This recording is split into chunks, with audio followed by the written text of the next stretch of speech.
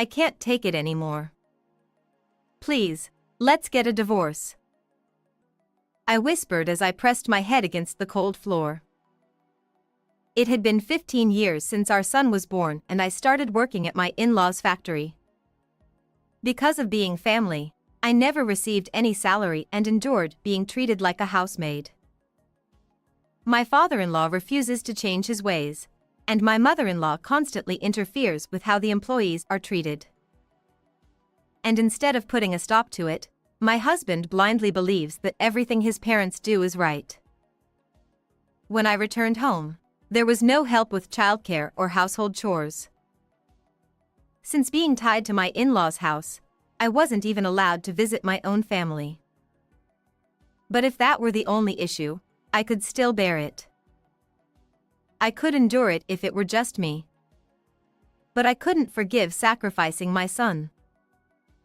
My husband didn't even bother to ask our son, who would soon graduate from high school, about his wishes. He simply proposed making him work at the factory.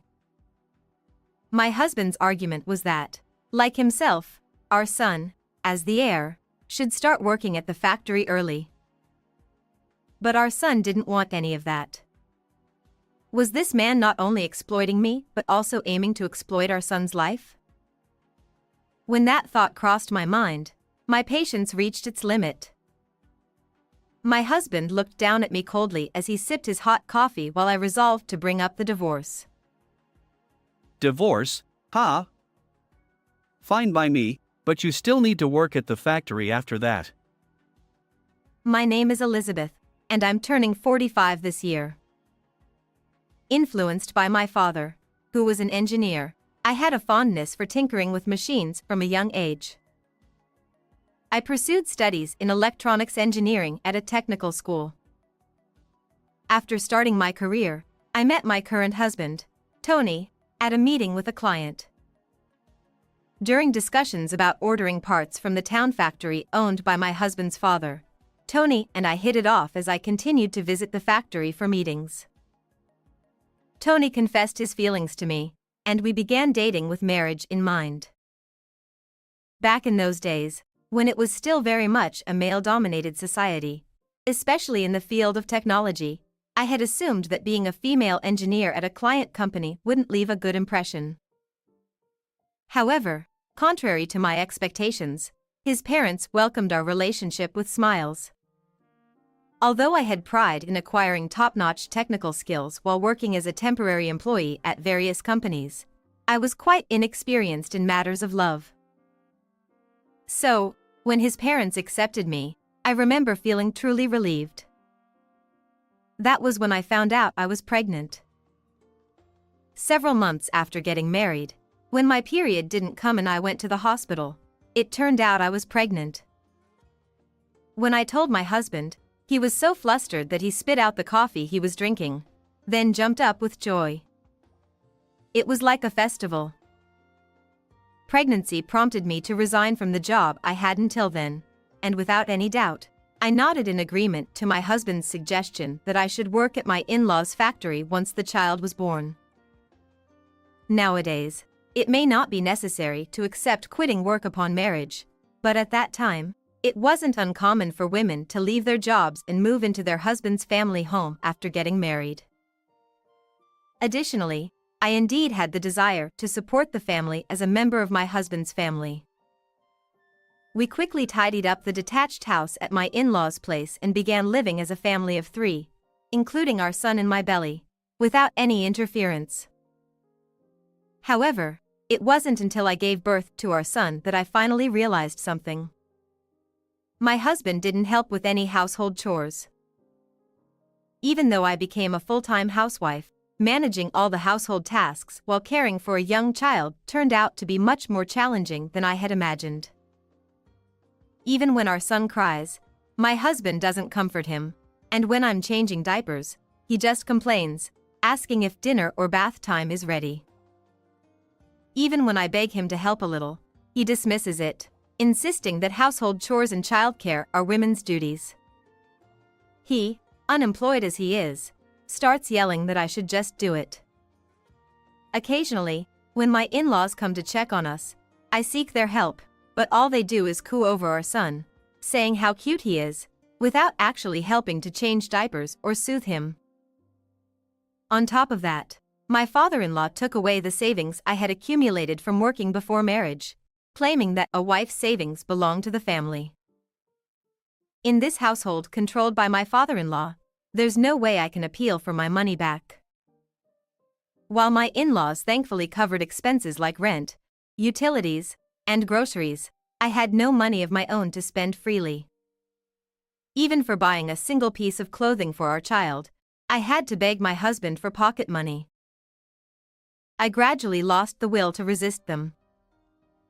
Instead of being the support I needed, my husband either treated me coldly, as if it were solely my duty as a wife, or threw terrible tantrums when he was in a bad mood. Holding our newborn son, I found myself trapped in this situation with no way to escape. My in-laws and husband told me to work as a family employee without pay, as soon as they realized that my son John could attend daycare and I would have some time to myself. There were times when I pleaded to at least receive some salary, as I wanted to buy new clothes for my child, but both my husband and parents-in-law used the fact that they covered our living expenses as a shield and adamantly refused. They insisted that the hand-me-down clothes from relatives, even if stained, were enough. How many times did I hold my son close, begging for forgiveness as a mother who couldn't even afford to buy him new clothes? Before I knew it, my son John became the sole purpose of my life. Neither my in-laws nor my husband offered any help with childcare. With no means of contacting my own family or affording transportation to rely on, I felt utterly powerless. All I could do was to protect my son John from this demonic family and raise him to be a fine person. That became my sole goal, and I worked tirelessly, pouring my heart and soul into it. It was in the spring when John turned 15 years old. Suddenly, my husband and in-laws decided to renovate the family house. They insisted that I should help as a member of the family, yet they refused to pay me a salary. I couldn't help but wonder if they truly had the financial means for house renovations. If they had that kind of money, why couldn't they have used it to buy better clothes for John? Why couldn't they have provided him with better food? I couldn't shake off the image of my son's face, having experienced poverty since he was young. Why the sudden renovation? I timidly asked, to which my husband snorted dismissively. Well, John is turning 15, right? He'll be able to work from next year. It's about time he starts living with my parents, learning the family business as the successor. Without even considering John's wishes, my husband implicitly stated that he wouldn't allow him to go to university. I could feel my face turn pale at his words. If it were just me, I could endure it a bit longer. But was this man trying to control John's life as well? The moment I had that thought, I found myself blurting out divorce without even thinking. I can't do this anymore. Please divorce me. My husband, maintaining a blank expression, looked down at me for several tens of seconds, then let out an exaggeratedly loud sigh. Divorce, divorce, he said, sipping his coffee with a deliberate pause. Then, to my shock, he said something unbelievable. Sure, we can get divorced, but you'll still have to work here. There's nowhere else that would hire you anyway, right? The world seemed to sway for a moment. What was this man going to say next? To suggest that I should work in his factory even after divorce.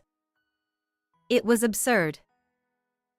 I looked up at my husband, taken aback, only to see him grinning at me with a smug expression. No way. I can work perfectly well elsewhere. Fortunately, there were still business connections between our factory and my previous workplace, and I had former colleagues who had advanced in their careers there. While I might not be able to work for the same company, With my skills, I should be able to get a job through referrals. Well, whatever, but leave John here. He's the heir to this place.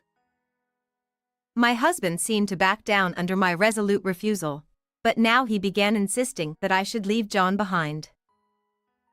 I wanted to scream at him for saying something so foolish, but what if John wanted to stay here? If I left my in-laws' house, John might end up living a more difficult life than he does now.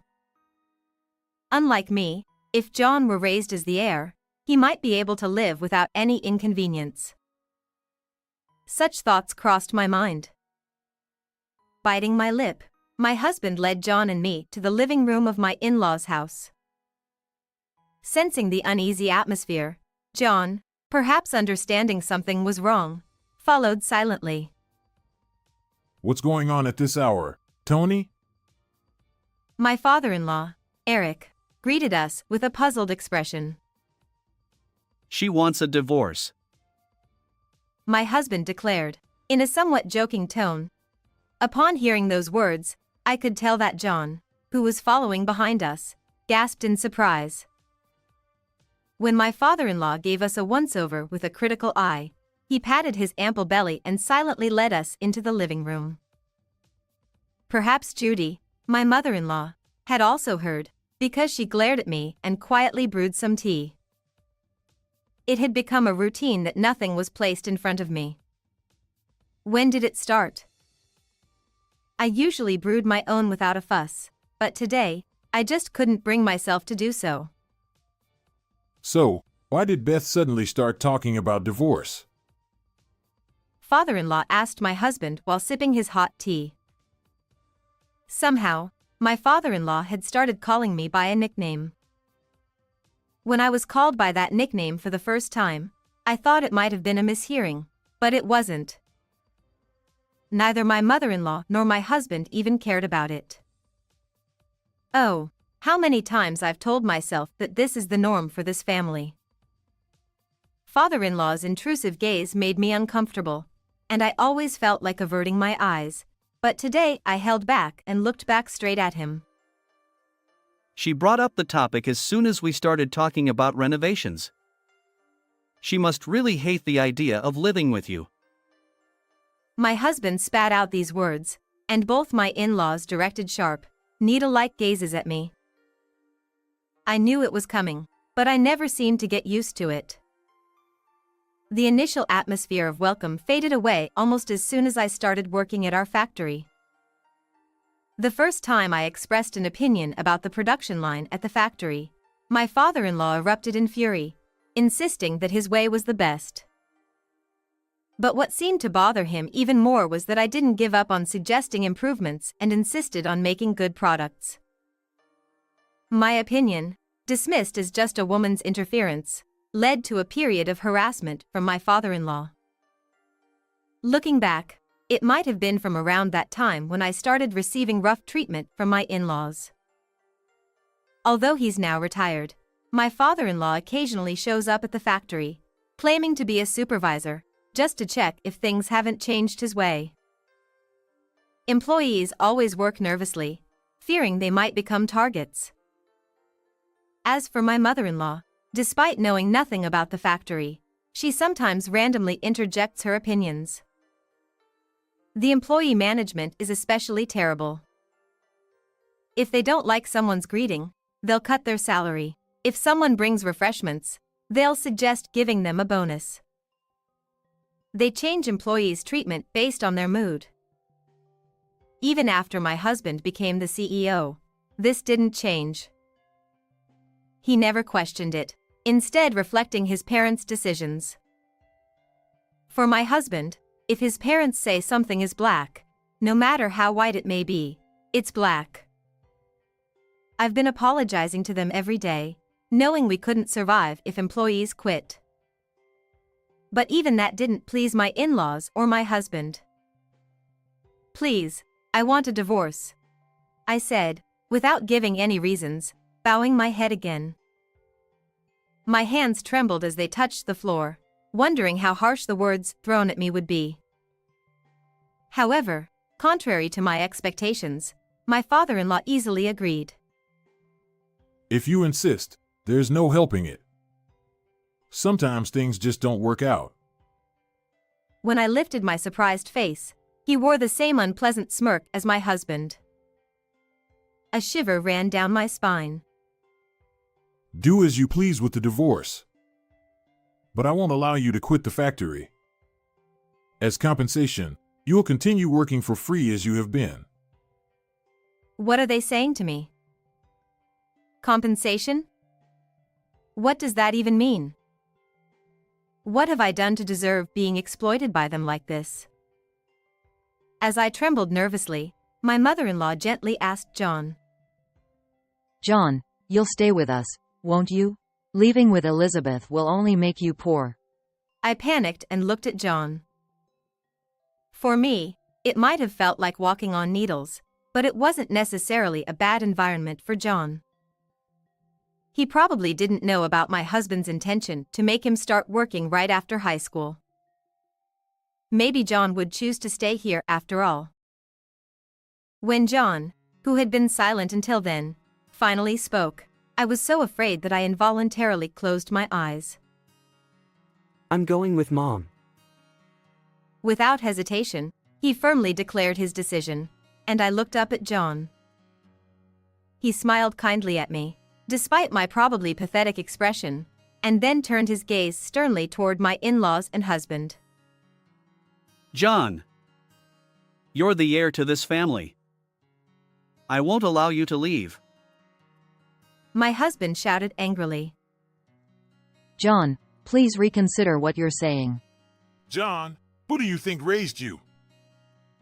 Seemingly shocked by John's determination, my mother-in-law hurriedly tried to persuade him, while my father-in-law, even more than my husband, turned red-faced and spat out his words in agitation. But John, as if protecting me, spoke up clearly once more. It was Mom who raised me. I've never once thought of Dad, Grandpa, or Grandma who bullied Mom and never took care of her as family.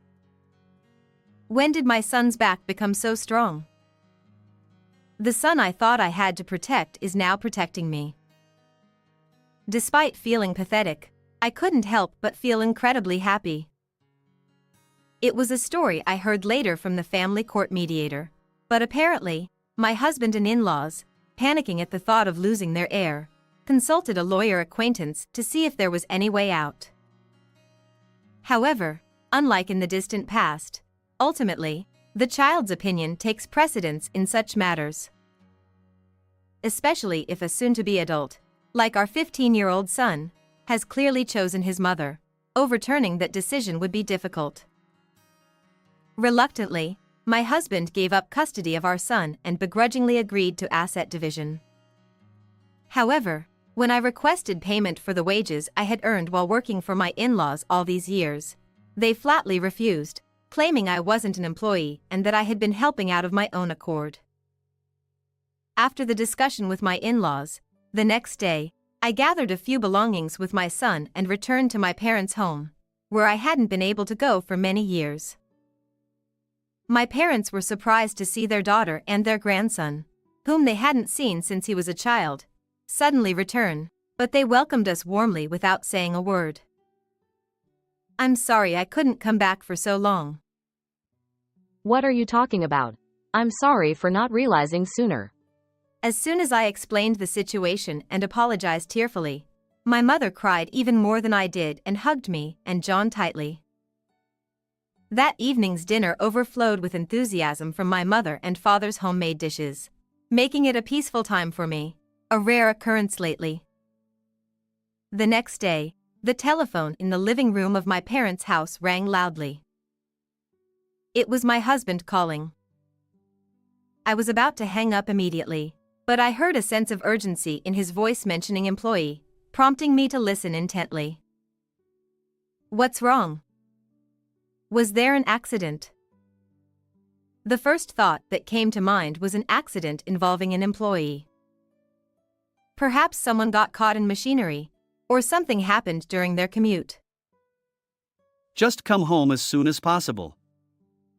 We'll talk about it then. Without further explanation, I hurriedly headed to my in-laws' factory. The usually noisy factory, filled with the sounds of machinery, was oddly silent today. Puzzled, as I stood there, my husband and in-laws rushed towards me. You're late. What were you doing? Ignoring my father-in-law's complaints, I asked again, "What's going on? Was there an accident? Did someone get hurt?" No, all the employees quit. In my hurried inquiry, the unexpected words reached my ears. Did they quit? All of them? I repeated in disbelief. Such signs were nowhere to be seen yesterday. No, maybe one or two were already fed up with my father-in-law's unreasonable demands. Or was it my mother-in-law nagging again? Although there were some instances, it wasn't expected for all of them to quit suddenly. Seeing me bewildered, my husband spoke with a sense of bitterness. It's because you left. As soon as they heard you were divorcing and leaving, they all quit. As my husband stomped around in anger and shouted, I felt as if I were watching him from a distance, detached. Even after retiring, my father-in-law continues to interfere in the management and work processes, while my mother-in-law, upon noticing disliked employees, urges my husband to reduce their salaries. My husband takes their words seriously and reflects their attitudes in the management decisions. Due to their outrageous attitudes, employees have been growing increasingly dissatisfied year by year. It has been my role for the past 15 years to somehow intervene and mediate between them to prevent their anger from exploding. Within my reach, if any employee caught the attention of my father-in-law, I would defend them even if I was yelled at not to interfere as the daughter-in-law. And if my mother-in-law raised objections, I would divert her attention, even forcibly if necessary. I tried to guide my husband, who obediently followed my in-laws' orders, to minimize the damage as much as possible when he tried to mess up the workplace. It seemed that the employees noticed my efforts. Unexpectedly, I realized that they held affection for me. It was the smiles of my son John and those employees that helped me get through those tough days. If Elizabeth isn't here, they say there's no reason to work here. Who do they think is paying their salaries? I couldn't help but burst out laughing at my husband's frustrated voice. Who on earth said such a thing? The faces of each employee flashed through my mind and then disappeared. It seemed my laughter caught their attention, as my in-laws glared at me with anger. Without hesitation, my husband spoke in a commanding tone. Listen. Here are their phone numbers. Convince them to come back. He thrust the phone book towards me, and I couldn't help but burst into laughter at the way he spoke, as if I would obediently comply. Ha ha ha. Why would I do that? I'm not your wife anymore, and I'm not an employee either. Besides, I haven't even been paid for the work I've done so far. Oh, how absurd. I wiped the tears from my eyes. What kind of tears are these? Are they tears of separation from the husband who used to be gentle? Listen, you haven't paid me just because we're family and you've been uncooperative with household chores and childcare. You've treated me like a maid. I have no reason to listen to what you say, and I have no intention of returning there.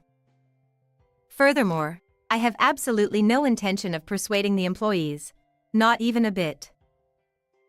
After laughing for a while, I quietly spoke up. Perhaps neither my husband nor my in-laws had anticipated me countering so strongly, as they all fell silent. For the past 15 years, I've endured everything for the sake of my son. No matter how much malice was directed towards me, no matter how much my dignity was disregarded, I endured it all for the sake of my son. In their eyes, perhaps I appeared as the quiet, submissive daughter-in-law, one who wouldn't dare defy them. As I conveyed my message decisively, they alike gaped like goldfish, unable to respond. I've also made up my mind. I'll be claiming the unpaid wages. If the employees have quit, then me claiming won't harm them. I was ready to leave without causing trouble for the remaining employees, but if they're the ones who'll suffer, it's a different story. I declare firmly, ignoring my husband's surprise, and turn on my heel. I could hear voices trying to stop me, but I fled with all my might. Upon returning home, I immediately asked a lawyer acquaintance of my father to contact me, and after explaining the situation so far, I decided to file a lawsuit for unpaid wages. The diary I had diligently kept proved to be useful, as it provided evidence of the dates and times I worked, as well as the words spoken by my husband and in-laws each day, which were presented as compelling evidence. Furthermore, one of the employees had recorded conversations when he witnessed me being harassed by them. He even went out of their way to find and bring the recordings to my parents' house, which proved to be invaluable for my divorce proceedings. Thanks to them, I gained a significant advantage, allowing me to claim some of the compensation I was supposed to receive, along with damages for the years of suffering, from my former in-laws, excluding the part that had already exceeded the statute of limitations. My in-laws and husband stormed into my parents' house, but they quieted down and left when my father called the police. Later, the amount we won was deposited into the designated account. The factory owned by my in-laws, which lost employees in an instant, couldn't possibly operate with just my father-in-law and husband, so it closed down immediately. It seems that they depleted their savings by paying me for damages, compensation, and the severance pay of the resigned employees. They have apparently sold off their house, land, and everything else, and are now living in a small apartment. I heard that my husband, along with my in-laws who were joint guarantors, had to work part-time despite their old age to cover the penalty fees owed to the company they had contracted with. It seems they are doing physically demanding jobs to earn even a little income. As for my husband, it seems he has started job hunting, but he has only ever worked in his family's factory and apparently lacks any general social awareness. He was spoiled and raised as the heir apparent since childhood, so when he faced criticism from a younger superior right after getting a job, he couldn't handle it. Since then, he hasn't been able to secure a decent job and seems to be relying on his parents for a living, according to what the lawyer who visited my in-laws informed me. I had been taking a break at my parents' house with my son John for a while, but I managed to find a new job thanks to connections from my previous employment. So, my son and I started living in an apartment near the company. My parents said I could commute from their place, but I didn't want to rely on them indefinitely, considering their old age. I discussed it with my son, and we decided it was best to be independent. Of course, I try to visit them whenever I have free time to make up for the 15 years we couldn't see each other. Furthermore, I ended up reconnecting with the former employee who had recorded the harassment from my in-laws at my new workplace. When I saw him and called out, we both seemed surprised and relieved, laughing together in relief. He had always shown concern for me at the in-laws' factory, and it didn't take long for him, with whom I had a harmonious working relationship, to propose to me. When John, who sensitively noticed my change, questioned me and I confessed about it, he ended up getting angry, asking me why I didn't tell him sooner. It seemed John remembered him well and quickly grew fond of him. Despite the challenges posed by my former in-laws, John must have had his own thoughts and feelings about his blood-related father and grandparents. However, those concerns quickly vanished when I saw John and my new husband bonding while happily building model kits together. All right, time for dinner, you too. I called out as I served freshly made meat spaghetti. Both at work and at home, I feel an overwhelming sense of happiness. It's almost scary how happy I am. Those difficult days were perhaps meant to lead to the happiness we have today. I'm sure the day when the three of us laugh off those tough times together isn't too far away.